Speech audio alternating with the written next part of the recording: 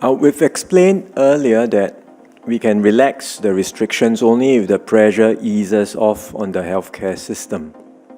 And as you heard from Minister Wong just now, the healthcare situation remains under pressure. To give a sense of what the system is like today, I'll share two indicators. One, nearly 90% of isolation beds have been filled. 90% of isolation beds in our hospital system have been filled. Two, more than 2/3 of our ICU beds are already occupied.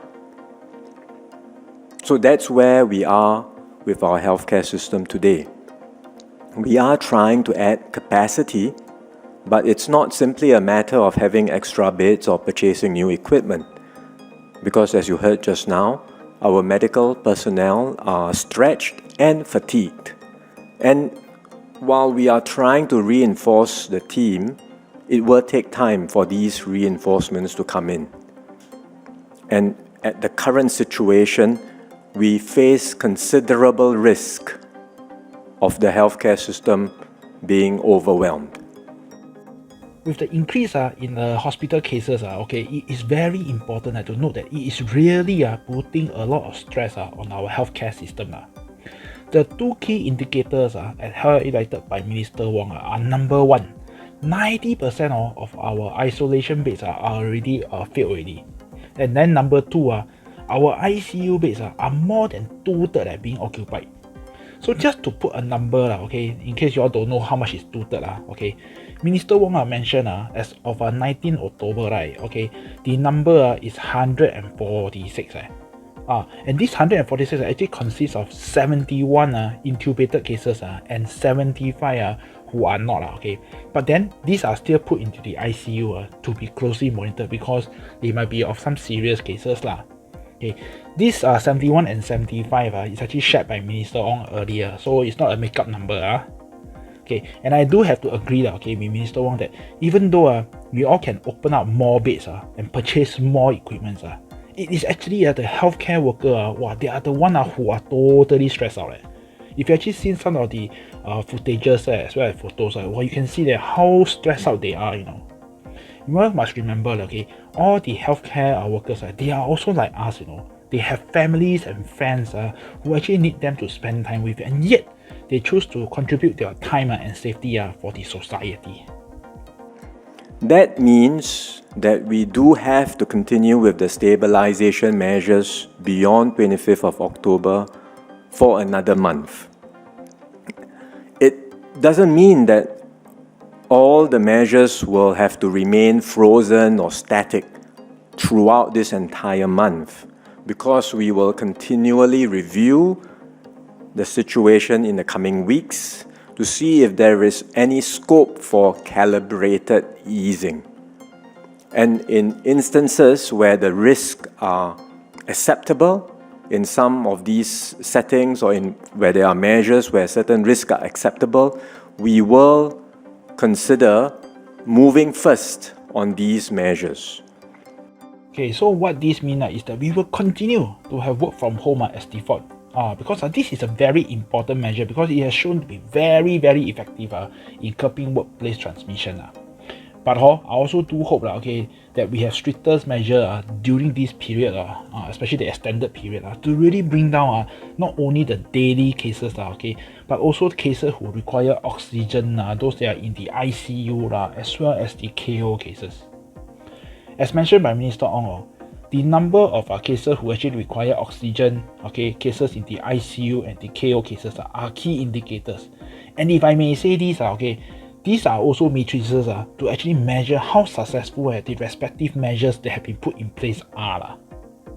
For example, the Restaurant Association of Singapore has requested to allow members from the same household to sit together in a restaurant in a table of 5. We understand where the Restaurant Association is coming from.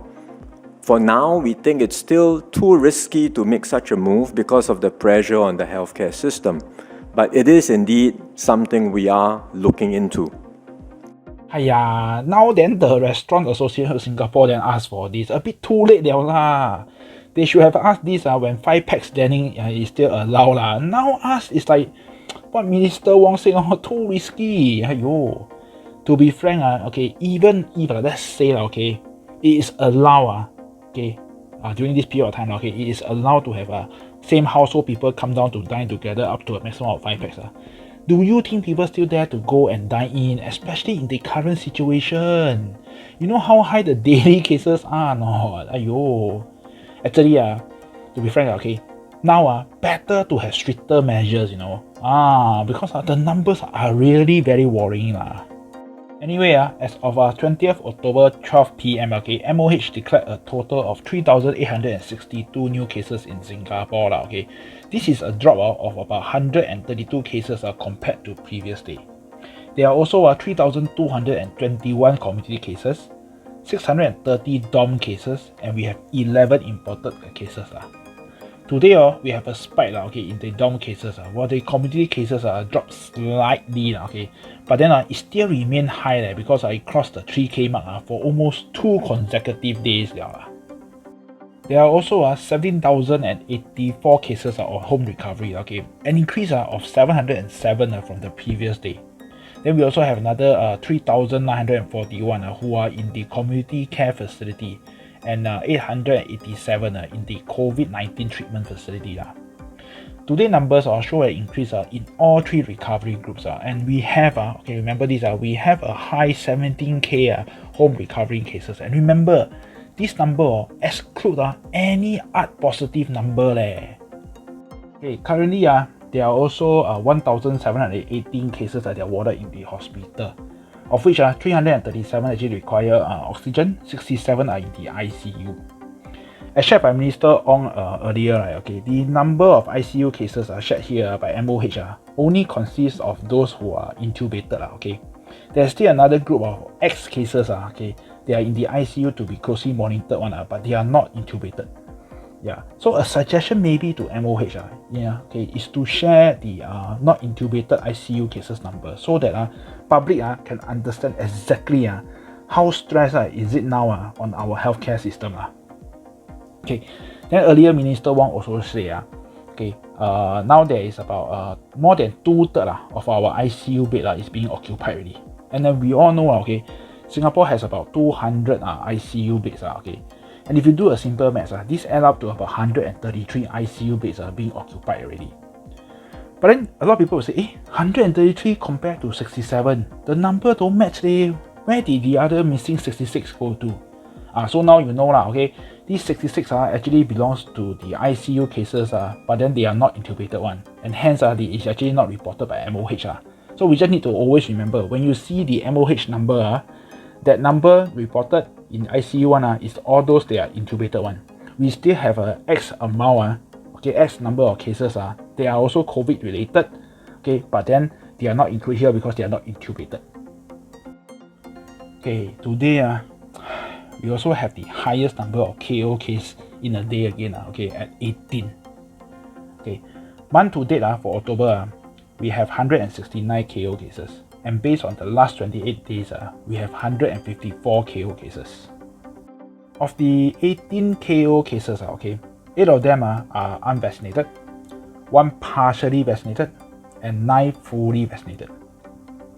From the pie chart, we can see that 50% of the KO cases are unvaccinated, and closing the gap is actually the fully vaccinated group, which is at 32%. So to summarize today's report, we have a total of 154,725 infected cases, 246 KO cases, and we also have 22,778 cases who are recovering from the infection. But always do note this number exclude those art positive cases. Alright, that's it for this video. So please stay safe, and this is Kriscell signing off.